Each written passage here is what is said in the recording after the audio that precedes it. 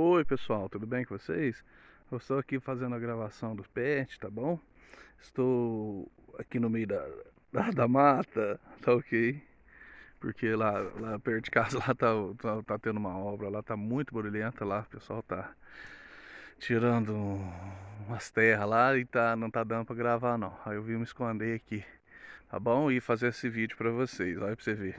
Então nós estamos no PET 3, semana 6, a disciplina é filosofia. A série é o terceiro ano do ensino médio, tá? Eu sou o professor Patrick Rocha. Esse aqui é o meu canal, viu? Vou pedir para que você curta e você se inscreva. Agora eu vou tirar a minha carinha daqui e ir pro texto, tá bom? Então vamos lá. É o seguinte, a gente vai aprender um pouquinho aqui sobre o Michel Foucault, tá?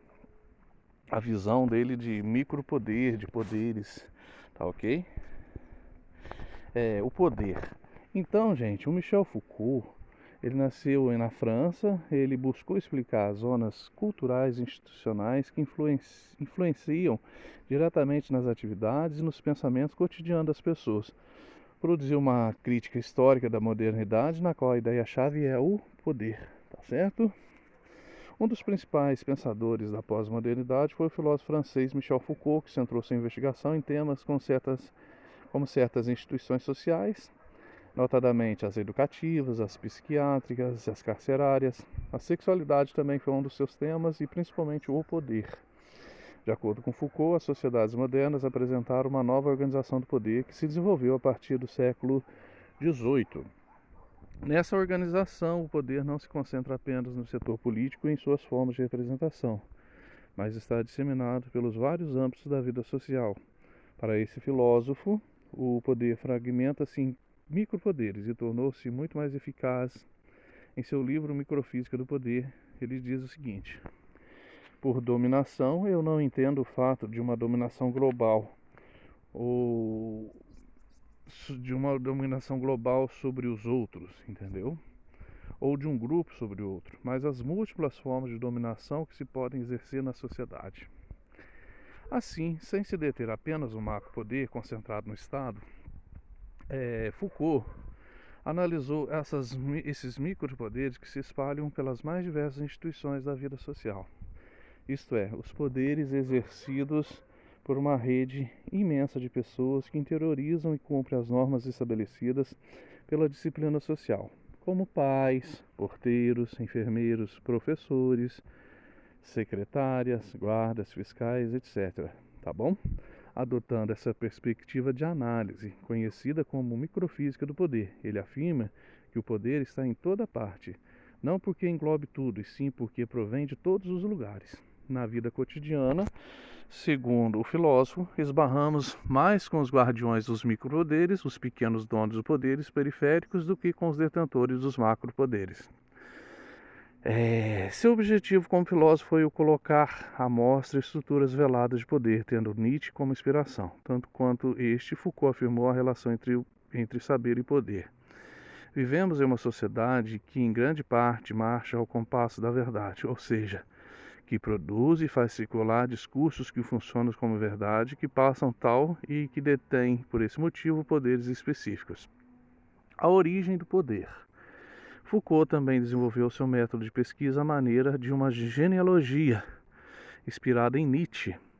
Como o filósofo alemão adotou o ponto de partida a noção de que os valores, o bem e o mal, o verdadeiro e o falso, o certo e o errado, o sadio e o doente, são consagrados historicamente em função de interesses relativos ao poder dentro da sociedade.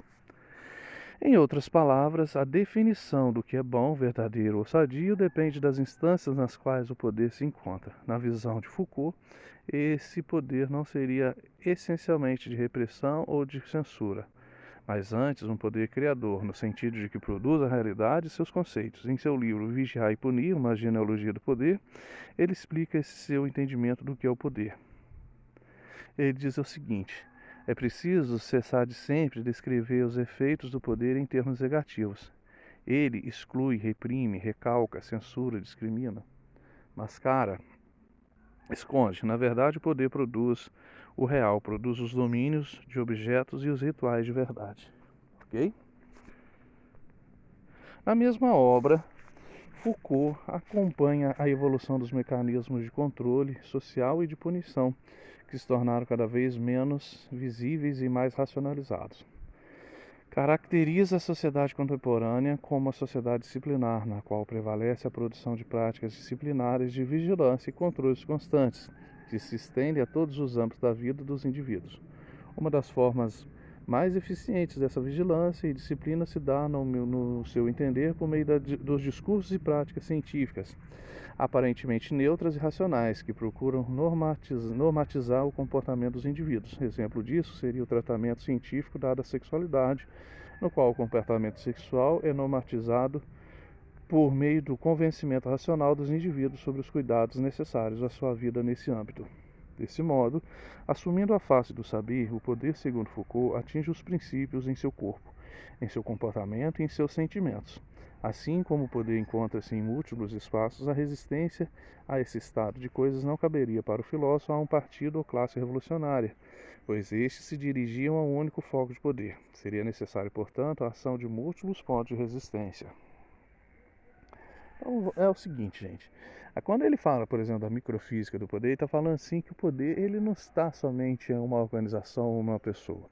Por exemplo, quando a gente pensa em Estado brasileiro, a gente pensa na situação de poder. O Estado ele tem que ter o poder para controlar. Por exemplo, a gente vai pensando na figura do presidente da República, do governador. O presidente da República, claro que ele tem uma influência muito grande. Mas, gente, ele precisa, e o pessoal fala muito isso, da sua base. Na realidade, a base a gente pode falar de micropoderes que ele dá para as outras pessoas, entendeu? Ele dá, por exemplo, ele distribui o poder que ele tem, por exemplo, para seus ministros, em cada área, entendeu? Por exemplo, quando ele escolhe o ministro da Educação, esse ministro da Educação, ele vai sintetizar o governo dele nas ações sobre educação. Na saúde é a mesma coisa, nos transportes é a mesma coisa, entendeu? E é isso que vai acontecer nesse sentido, tá bom? Então, aí a gente vai diminuindo, né? Diminuindo não, por exemplo, o governador. O governador também tem uma influência, mas você se encontra com o presidente, com o governador todo dia? Não, nem que você morasse em Brasília, lá no Distrito Federal. Né? Nesse sentido, se você quisesse ir lá todo dia se encontrar, mas isso aí é uma coisa que você não encontra todo dia. O presidente não visita a sua cidade aí toda semana, né? A não ser que é a cidade natal dele, entendeu? Mas mesmo assim tem todo um aparato de segurança que você não vai chegar fácil perto dele, não é verdade? O governador é a mesma coisa, o governador não fica toda semana na sua cidade, mesmo que ele mora na sua cidade, entendeu? Então, essas pessoas são pessoas que a gente não encontra diariamente. Você não encontra diariamente um deputado, entendeu? Você não encontra aí, né, a maioria das pessoas não encontra diariamente um deputado, não encontra nem o prefeito da sua cidade. Raramente, entendeu? Raramente. Até cidades pequenas não é tão fácil se encontrar o prefeito, conviver, né? A gente não está aí diariamente com vereadores. Então são essas pessoas que mantêm o poder, que dão apoio ou são contra as pessoas que estão acima, entendeu? Mas na realidade, a microfísica do poder é mais do que isso. Eu tô falando de cargos políticos, entendeu? Existe aí, por exemplo, que toda uma base que compõe, por exemplo, aí na educação. Por exemplo, o ministro da Educação ele tem suas fontes de poder ali dentro, às vezes, das influências dos secretários estaduais de educação. Aí, esses secretários estaduais de educação, eles têm, às vezes, uma influência dentro dos secretários municipais de educação e esses dentro com os diretores, entendeu? Com os professores, com os professores que são aliados desse sistema, entendeu? Com outros funcionários da escola que também se alinham, né? Então, gente, nesse sentido aí, igual pra você ver, eu tô dando um exemplo da educação. Agora você imagina todos os outros, tá ok? Então, a microfísica do poder é isso. O poder está em toda parte, né? Ele é exercido ali, né? Ele é exercido, às vezes, ali pelo nosso vizinho, pela pessoa que mora na nossa rua, no nosso bairro, que mantém uma postura política, mantém uma postura ideológica, entendeu? Que espalha isso e que também, de certa forma, pratica isso, entendeu? Em sua fala, e suas postagens nas redes sociais, entendeu? Então, ok. Vamos lá, gente, atividades. Gilberto Cotrim, 2006. Ao tratar da pós-modernidade, comenta as ideias de Michel Foucault, nas quais ele diz o seguinte: as sociedades modernas apresentam uma nova organização do poder que se desenvolveu a partir do século XVIII. Nessa nova organização, o poder não se concentra apenas no setor político, mas nas suas formas de repressão, entendeu? Pois está disseminado por vários âmbitos da vida social, e o poder fragmentou-se em micropoderes e tornou-se muito mais eficaz. Assim, em vez de se deter apenas no macropoder concentrado no Estado, os micropoderes se espalham pelas mais diversas instituições da vida social, isto é, os poderes exercidos por uma rede imensa de pessoas, por exemplo, os pais, os porteiros, os enfermeiros, os professores, as secretárias, os guardas, os fiscais, entendeu? E a gente pode colocar mais pessoas aí, entendeu? Pelo exposto por Gilberto Cotrim sobre as ideias de Foucault, a principal função dos micropoderes no corpo social é interiorizar e fazer cumprir o quê? As normas estabelecidas pela disciplina social, entendeu? Então é a letra C, a 1, que é isso, as normas estabelecidas pela disciplina social, ou seja, obedeça, né? Não discorde, fique quietinho, né? Aqui cito o professor, gente, mas graças a Deus, pelo menos eu e muitos companheiros aí, a gente luta para que você, assim, eu acredito que o aluno, o estudante, ele tem que ter autonomia. Eu nunca vou falar para você abaixar a cabeça para as coisas e aceitar, tá? E os bons professores que acreditam nisso também nunca vão falar isso para você, né? Você pode mudar muita coisa, inclusive as estruturas sociais, mudar a sua vida e lutar por um mundo melhor, e você pode mudar também. Vamos lá, continuando aqui. Número 2. Na sua obra Vigiar e Punir, Foucault tematiza as relações do poder a partir de uma contraposição entre as formas de punição dos regimes absolutistas europeus e aqueles utilizados pelas sociedades democráticas a partir do século XVIII. Essa análise tem como foco principal o tratamento dedicado aos criminosos nesses períodos. Então vamos aqui, gente, já vou até nas corretas, que então apenas a 1, a 3 e a 4 estão corretas. Então vamos ler a 1.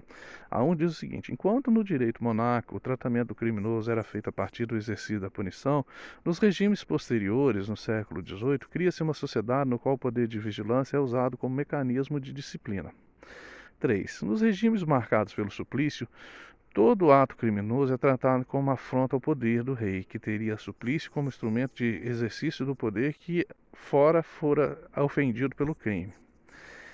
4. O suplício é considerado por Foucault como uma iniciativa de punição sobre o corpo do indivíduo, ou seja, uma pena dolorosa e atroz contra o corpo do criminoso.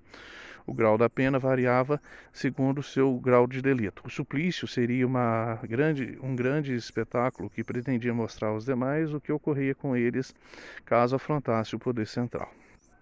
Então aqui a gente vê a letra B, ok? Bons estudos e até a próxima. Muito obrigado. Tchauzinho para vocês e valeu, galera.